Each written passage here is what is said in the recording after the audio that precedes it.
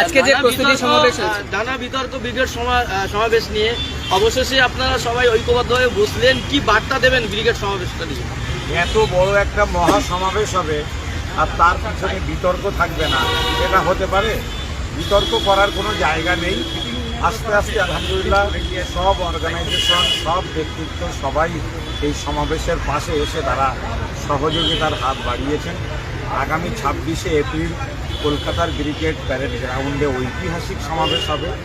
All India Muslim personal ল বোর্ডের ইতিহাসে এটা সব থেকে বড় একটা মহা সমাবেশ হতে যাচ্ছে। ইতিমধ্যে পুলিশ প্রশাসন সবার সঙ্গে কথা হয়েছে, তাদেরও সব রকম সহযোগিতা পাবো বলে আমরা আশা করছি।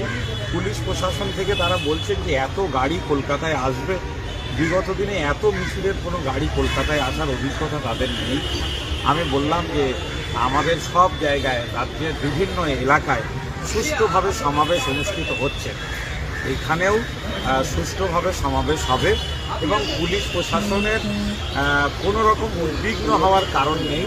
যারা সমাবেশে আসবে তারা সুষ্ঠুভাবে আসবে, স্লোগান ছাড়া আসবে, তিরঙ্গা পতাকা নিয়ে আসবে এবং আবার সুষ্ঠুভাবেই তারা বাড়তে